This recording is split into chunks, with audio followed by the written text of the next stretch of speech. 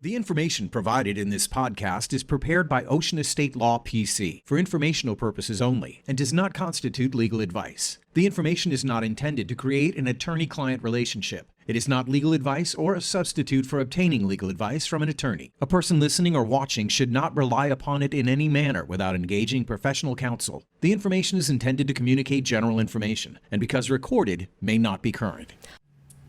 Hi, I'm Jennifer Elliott. Welcome to the Ocean Estate Law Podcast.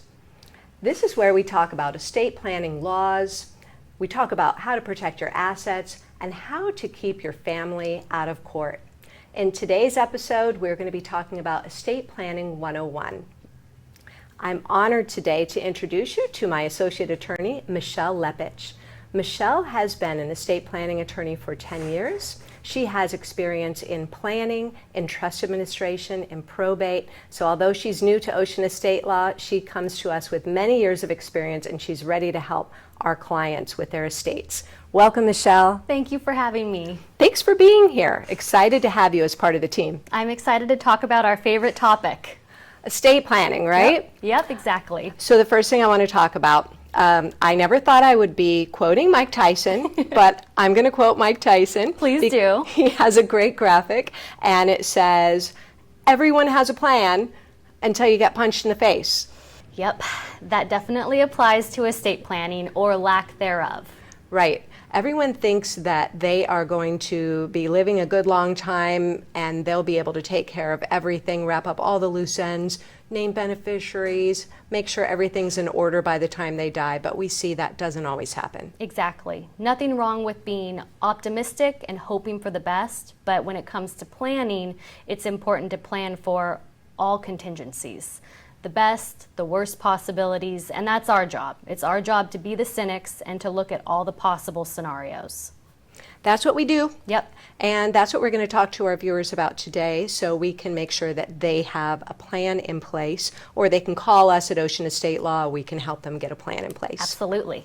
So one of the common questions we get is, do I need a trust, and why do I need a trust?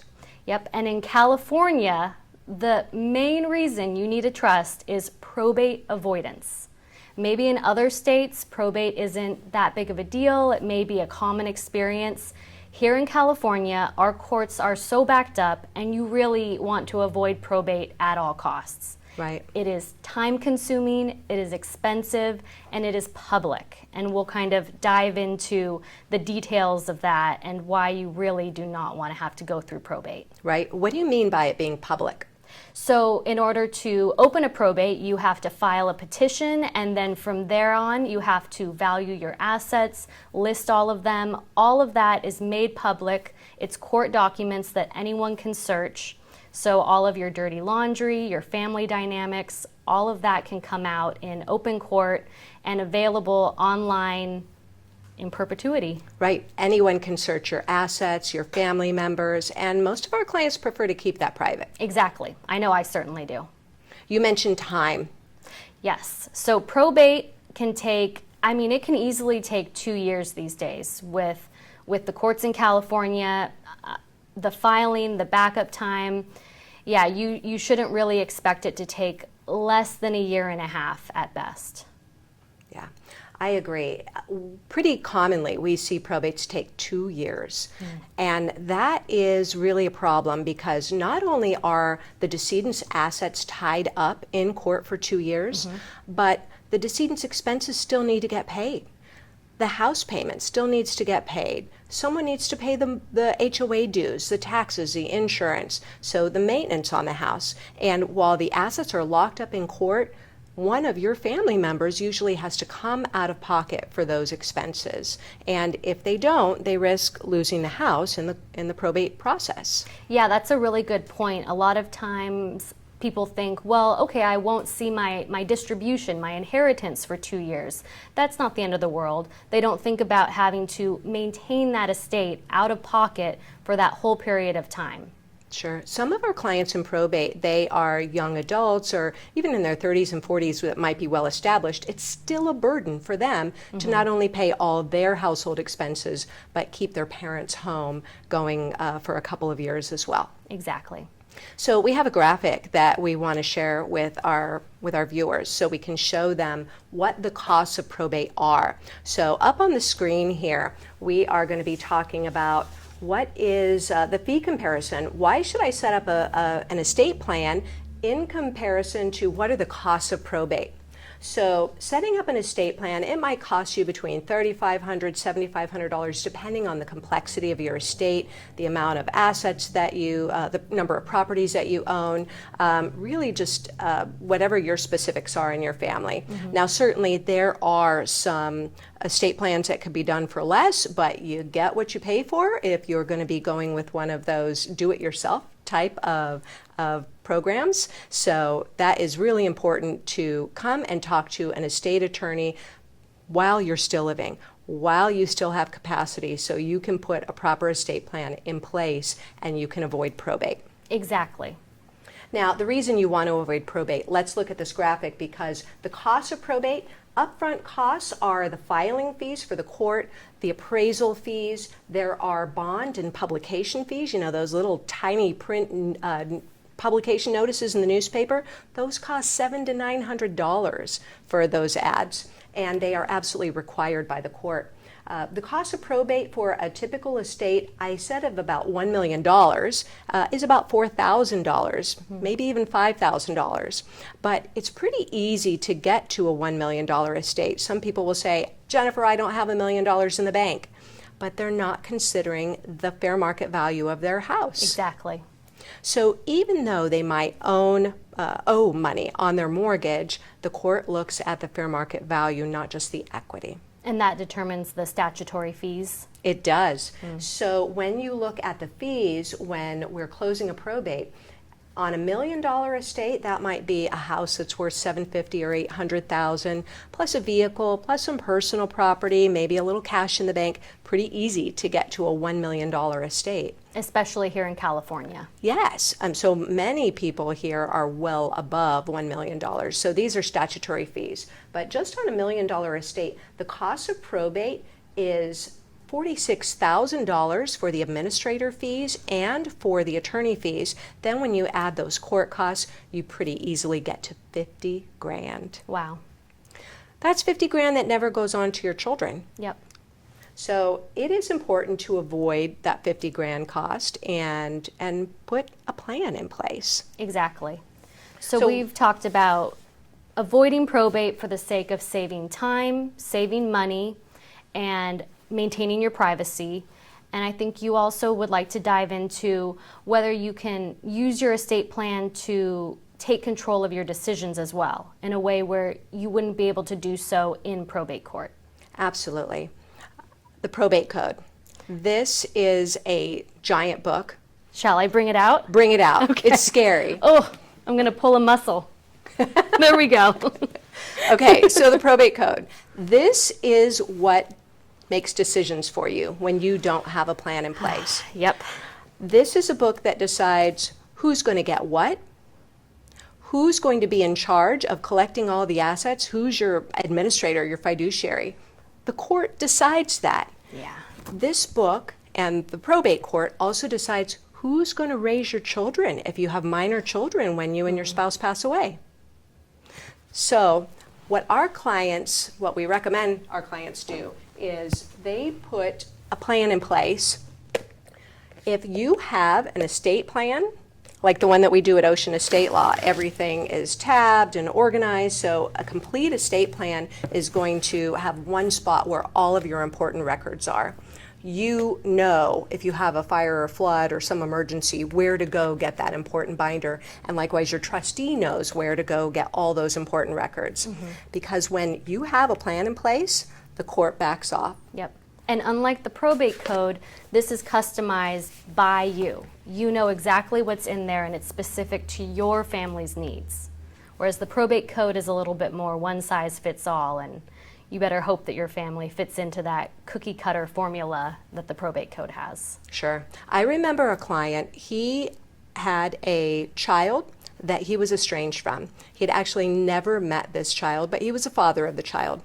He also had his girlfriend's daughter, and his girlfriend's daughter was a child that he raised since birth. They had a very close relationship. Now, he put a plan in place because he wanted to benefit that daughter, who he considered his stepdaughter. But they had no adoptive relationship.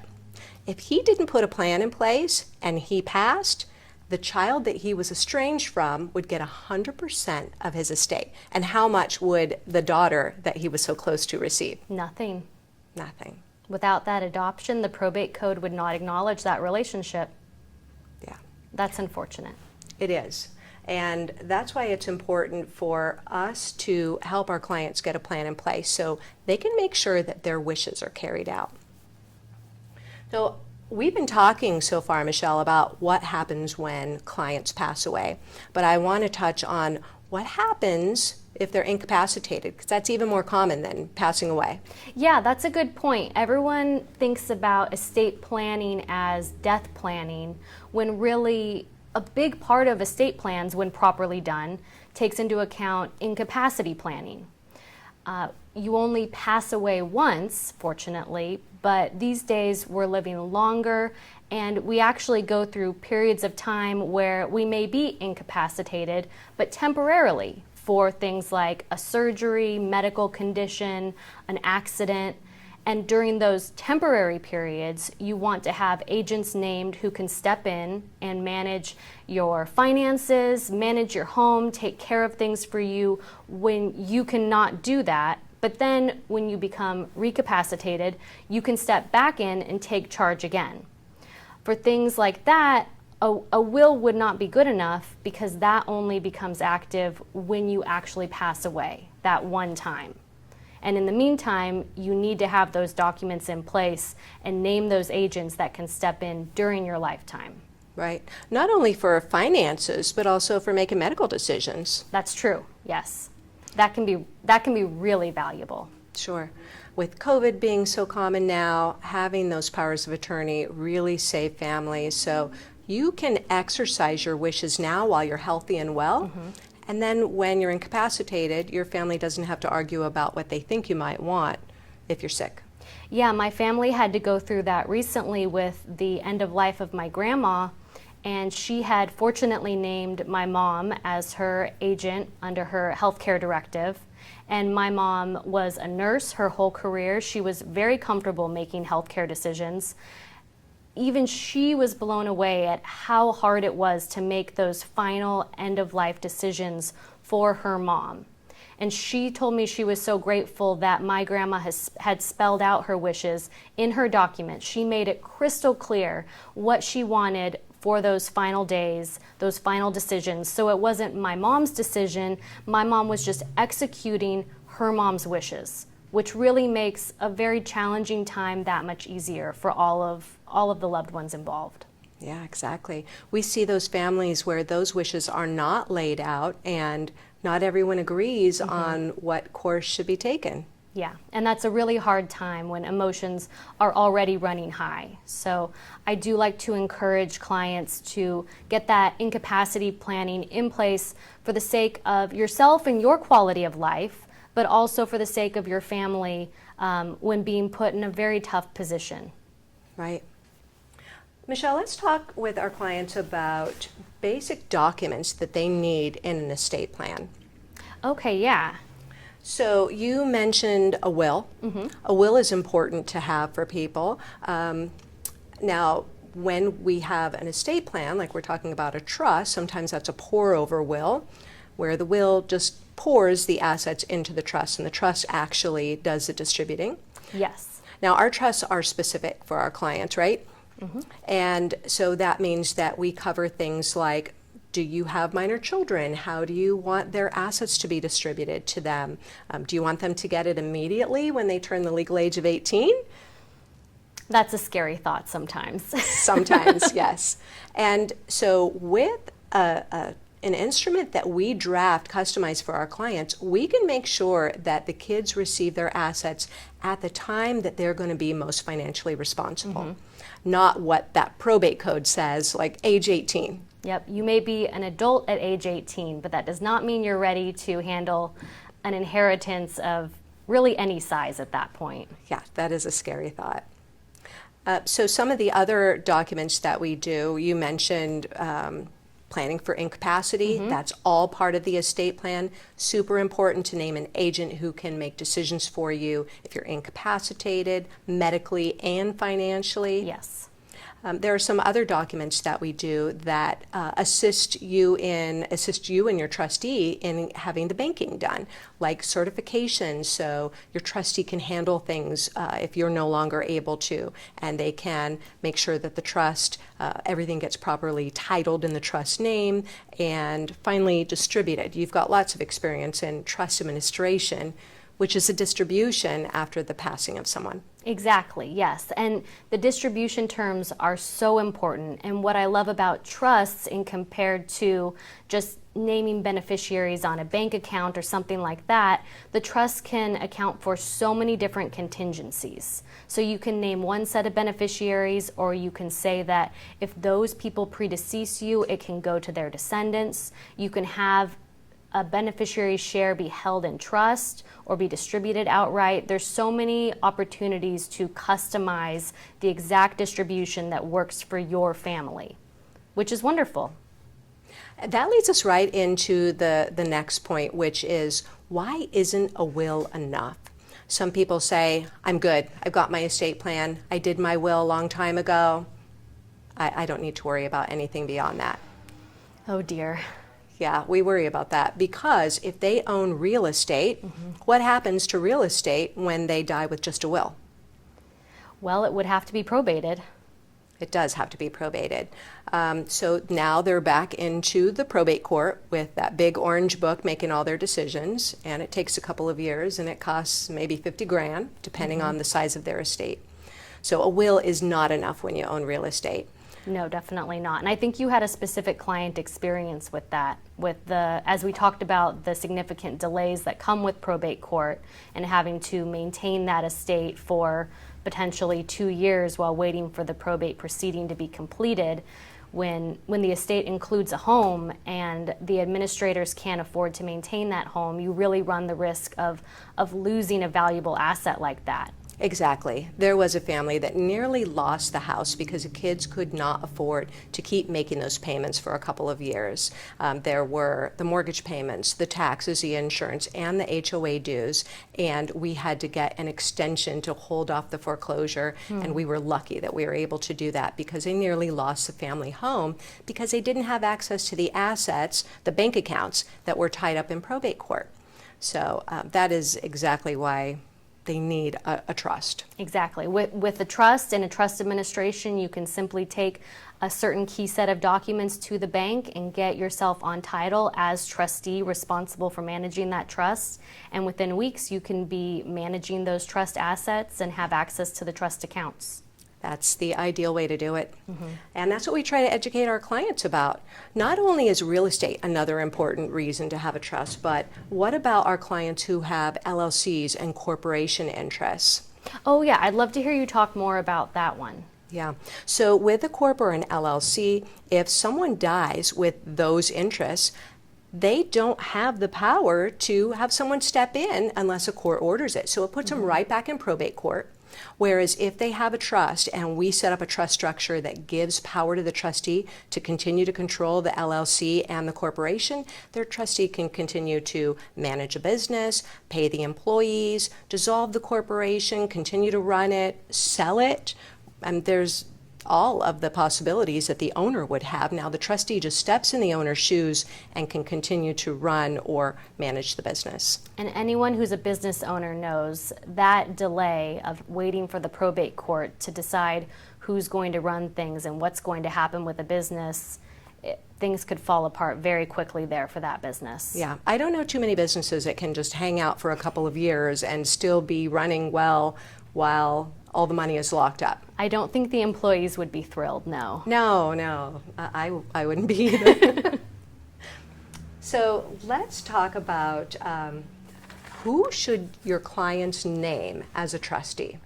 That is a very important decision. I'm glad you brought that one up. I have lots of things that I like to tell clients when they're considering who do I choose as my trustee, my decision maker, for the manager of my assets.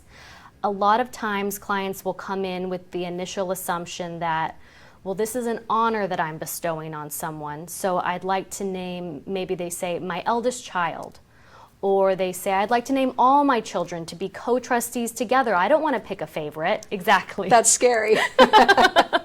And that's what I try to warn our clients. When thinking about picking a trustee, it is an honor, but also it is a huge responsibility. And it is a thankless job that takes quite a bit of time when it comes down to it. So I would say picking someone that first and foremost is well suited to the requirements of being a trustee, which is managing financial assets, talking to bankers, talking to attorneys, working potentially with real estate agents if a property has to be sold. So a really organized individual, someone who, like I said, is good with money, someone who ideally is a good communicator because they're going to have to be speaking to all those professionals, and they'll have the responsibility of communicating with the fellow beneficiaries and keeping them up to date. The one other thing that I would say is potentially even more important than those character traits is picking someone that you really trust to be honest and a morally upstanding person. I don't want you picking someone who's good with finances, but you're not really sure about their character. They've done some questionable things in the past. You definitely need to trust this person. Right. Talk some more about why we don't recommend clients name all their kids as co-trustees. Yes, that is a whole other set of issues. So naming co-trustees is not ideal. One, because we can't always control what the banks, the financial institutions, are going to require when your trustee acts in that capacity. Technically, the role of trustee is one person, even if multiple people are acting as that one trustee. So a bank may require for every action taken by the trustee, all trustees have to sign every check. All trustees have to be present at the bank when opening or closing accounts. That might be a geographic problem if they live across the country or even across the city from each other. Mm-hmm. What if one has a busy job and can't get out from work? Conflicting schedules, exactly. It can be as challenging as siblings on different sides of the country with different time zones, or it can just be siblings with different jobs that they can't get to the bank at the same time. So that's assuming the siblings get along. That's true, yes. What else can happen? Also, if you name co-trustees, let's say you name all of your children, and when you pass away, unfortunately, they don't get along and they can't agree on their decisions, you very well could have a stalemate with that trust administration. And in spite of all your best efforts, in spite of putting together a really great estate plan, you could still end up in court. Sure. And that would delay the administration, add unforeseen costs, just so the co-trustees could come to a decision that really one sole trustee could have easily come to. Right. I've seen that happen where one child says, I want my money yesterday because, XYZ I need to spend it on. And the other trustee would say, it's not a good time to sell this house in the real estate market. We're going to wait until the prices go up a little bit. Let's hang out and rent it for a while. And child number one says, no, yesterday. So now the two of them who are co-trustees are at odds. And how do we get that resolved? It requires the court, unfortunately. Yeah, so even though that family had a trust, they wanted to stay out of court. Naming those two siblings as co-trustees ended them right back up in court.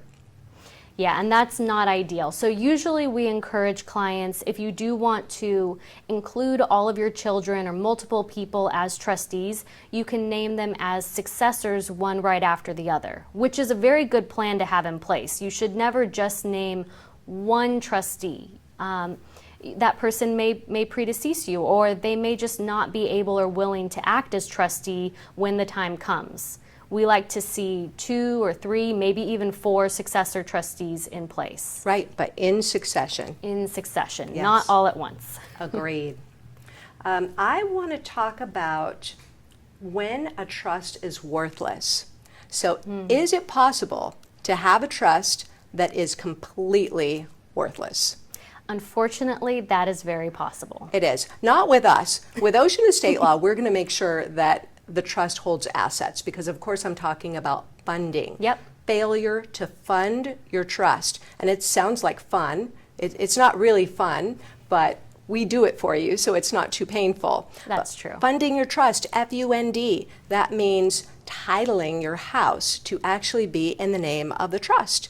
And that's something that we do for our clients. We make sure that document gets recorded, because many attorneys will say, here, I drafted this for you, you go get it filed, and then they come to us and we see the unrecorded deed that is worthless.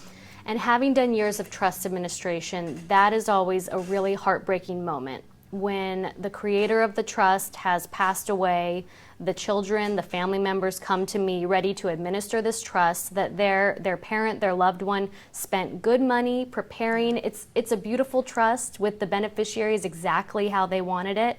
And then we go to look at the assets and nothing was properly titled in the name of the trust. Yeah. It's like having an empty bowl with nothing in it. Right. And it might be that the real estate isn't funded. It might also be that the bank accounts are not funded. So what happens if someone passes away, they've got a trust, they've got big bank accounts, and those bank accounts are just in their names individually? So depending on the combined value of all of those accounts, if the combined value exceeds a number that in California is not very high, then that would kick you right back into probate. Right. That thing that we're trying so hard to avoid. Right.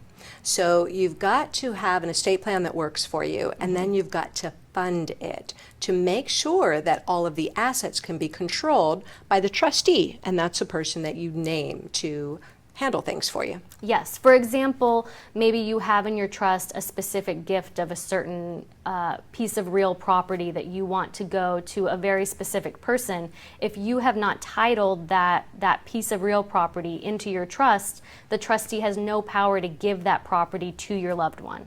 Right. I've seen that before, where someone will say, I want my boat to go to my cousin Joe, but the boat isn't funded in the name of the trust. All the best intentions, but we definitely have to do the follow through on these estate plans so that they can operate the way they're intended to. Right. And that's part of our value. With us at Ocean Estate Law or with other estate attorneys, we're going to make sure that your assets are funded to your trust. So the plan, although it's laid out, it has to actually work the way it's intended, with everything being properly titled. And I love how we follow up with our clients and we provide them with funding instructions so that in the future, your trust is really a living and breathing document. So as you acquire new assets, you can title those new assets into your trust. And we work with clients to make sure that their trust throughout the remainder of their life is always properly funded with any new assets that come your way. Agreed. That's why we recommend reviews of your estate plan to see, have things changed with your assets, have things changed with your family, with your trustees, so we can make sure that their document still works for them. Yeah, when you think about someone's life at the age of 25, at the age of 40, at the age of 65 and 80, you're going through many different things in life, and you want your trust to flow with the changes that go along in your life. You want the trust to account for the people that come and go in your life, the assets that you accumulate. The trust really needs to grow and be flexible with you. Agreed. And I think that's so important that we help our clients with that. And that's what we're trying to do with this podcast, so we can give information to people and let them know we're here for you. We are able to help you protect your assets, protect your family, keep your family out of court, keep that big orange book out of their lives and taking control over everything. And it's just important to plan ahead. So we are happy to do that for our clients at Ocean Estate Law. I agree. I love working with clients, and they get to be proactive and dream about what they want for their family and their loved ones. And I'm just grateful to get to be there and help assist them in that. Agreed. We have the best job. We really do. We get paid for our services, but we also get paid in hugs from our clients because we give them peace of mind. Exactly. Thank you so much for being part of the podcast today, Michelle. Thank you for having me. Thank you for joining us for this episode of Ocean Estate Law's podcast, where we show you how to protect your family, protect your assets, keep you out of court.